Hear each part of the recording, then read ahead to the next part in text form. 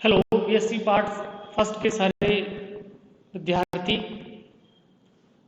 आज आपको एनसेट के कारण से फन आफर विवर्तन का जो व्यक्तिगत घटक है तीव्रता का, उसके बारे में चर्चा करने जा रहे हैं। और इसमें व्यक्तिगत तीव्रता का जो वक्र है उसको प्राप्त करेंगे। ये काफी इंपॉर्टेंट आर्टिकल है जो कि आप पढ़ने जा रहे हैं। लास्ट टर्म पर जैसे कि आपको पता है ये चीज देखी गई थी कि एन स्लिट के कारण से due to N slits I equals to what I naught sine alpha upon alpha whole square sine square N beta upon sine square beta. ये जो घटक है ये वाला जिसमें मेरा ये मैं पॉइंटिंग कर रहा हूँ, आपको इंगित कर रहा हूँ, ये व्यतिकरण घटक है। उस दिन भी आपको बताया था ये जो घटक है यह विवर्तन घटक है एकल स्लिट के कारण से। चूंकि एन स्लिट है ये पहले विवर्तन होता है सभी स्लिट्स के कारण से, और उस विवर्तित प्रकाश में क्या होता है व्यतिकरण। चूंकि ये एन स्लिट है तो एन स्लिटों से जो विवर्तन होने के पश्चात उनमें जो व्यतिकरण होता है उसका ये पद आपको उसमें प्रतीत होता है। क्लियर? अब एक एक कर चूंकि ये वाला जो घटक है साइन अल्फा पर अल्फा वाला, ये तो आपको एकल स्लिट वाला ही है, इसको आपको विस्तृत रूप से पहले बता दिया गया है। लेकिन जब एग्जाम में आएगा तो आपको यहाँ भी उसका जिक्र करना पड़ेगा। इसके द्वारा आपको तीनों चीजें लिखनी पड़ेंगी, केंद्रीय उच्चिष्ट, निम्निष्ट और द्वितीय उच्चिष्ट। तीनों की शर्तों को आपको यहाँ पर डिस्क्राइब करना पड़ेगा। चूंकि अपन यहाँ पढ़ रहे हैं इसलिए इसकी शर्तों को लिखना यहाँ पर ज्यादा ठीक नहीं है, क्योंकि ये तो पढ़ ही रहे हैं, साथ साथ अभी भी थोड़ा सा पढ़ा है, लेकिन एग्जाम में आप ऐसे लिख के नहीं आओगे, अभी भी पढ़ा है, वहां तो आपको लिखना पड़ेगा। क्लियर? तो इस वाले पद को ले रहे हैं साइनस पर बीटा वाले को।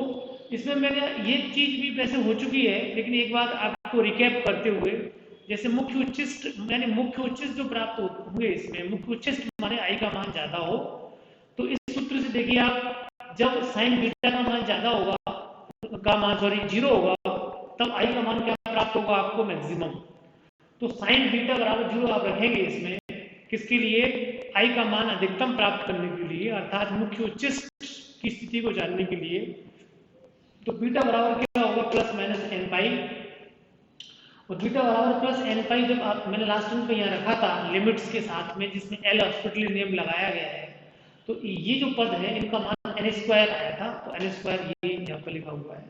तो आई बराबर i naught sine alpha upon alpha का whole square into n square. Clear? तो ये चीज आपको आपने देख ली।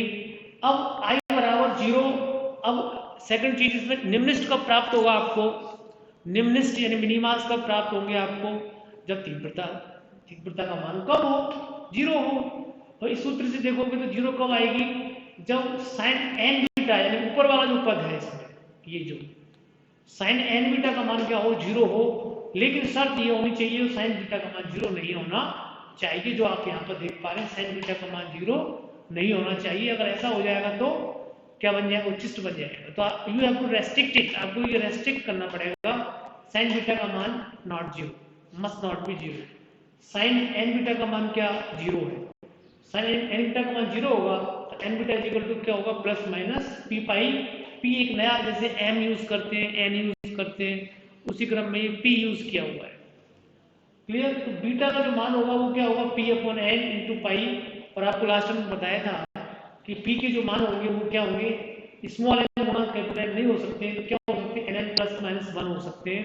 ये आपको लास्ट टाइम बताया था। बीटा का मान आपको निकाल के दिखाया था, लास्ट टाइम पर प्राप्त किया था। और बीटा का जो मान आया था वो क्या आया था? ये जो बीटा है, बीटा की जो वैल्यू आई थी वो क्या आई थी? पाई बटे lambda E plus B sine theta बराबर ये रख दो, पाई से पाई कैंसिल।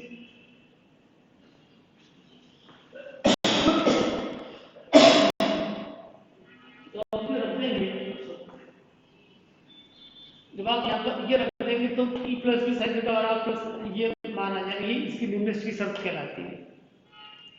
अब व्यतिकरण में पहली बार जो आप देख पा रहे हैं वो ये द्वितीय उच्चिष्ट भी होते हैं, उनको आप देख पा रहे हैं। द्वितीय उच्चिष्ट देखें आप, क्योंकि आपको पता है इस फॉर्मूले से अगर आपको उच्चिष्ट निकालना है तो उच्चिष्ट की शर्त ये भी होती है कि उसका मान बीटा के सापेक्ष क्या कर देंगे आप, जीरो, प्रथम अवयव का मान जीरो होना चाहिए। To get to verify it is the given function is maxima और minima, the first step is what you have to differentiate with respect to that variable and put it equal to 0 and find the roots of this and put all these roots in the function in the d2 I upon d beta square. The value is negative, then at that variable the given function is said to be a maxima. उसको क्या कहते हैं, maxima कहते हैं, जैसे कि आपको 12वीं क्लास में मैक्सिमम मिनिमा की शर्त को पढ़ाया गया है। तो D I upon D beta का मान जीरो रखिए आप, इसमें केवल वही चीज लेंगे आप जो कि बीटा से संबंधित है, क्योंकि बाकी चीज जीरो में चली जाएगी। यहाँ देख पा रहे हो आप, इसका अध्ययन करोगे आप बाकी विधि से साइन बीटा आ जाएगा, साइन एन बीटा का करेंगे आप differentiation, n cos n beta आ जाएगा, माइनस का चिन्ह आएगा, साइन एन बीटा ऐसे रखा रहेगा, फिर साइन बीटा का कॉस बीटा हो जाएगा, इस तरीके से बराबर जीरो कर दोगे, साइन स्क्वायर बीटा का मान जीरो में चला जाएगा, और इस तरीके से ये वाला पद आ गया, आप देख पा रहे हैं, इसको आपने बराबर कर दिया। बराबर करने के बाद आप क्या कर रहे हैं, कॉस बीटा को यहाँ ले आए और कॉस एन बीटा को यहाँ ले गए आप, तो एन इंटू ये टेन बीटा हो गया, और ये क्या हो गया, एन टेन बीटा, यानी एन टेन बीटा,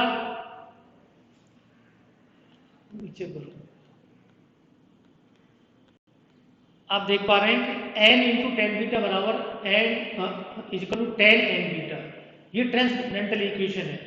इसको आप जो देख पा रहे हो यहाँ पर, इसको जो देख रहे हो तो ये देख रहे हो यहाँ पर कि इसको याद रखने का तरीका क्या है, अगर एन कोण के साथ लिखा हुआ है और इसमें एन का लिखा हुआ है कोण के बाहर, तो क्लियर कट है, आपको एन टेन बीटा यहाँ लिखोगे तो यहाँ क्या आएगा, टेन एन बीटा, ये ट्रांसेंडेंटल इक्वेशन इसका क्या हल निकालते हैं।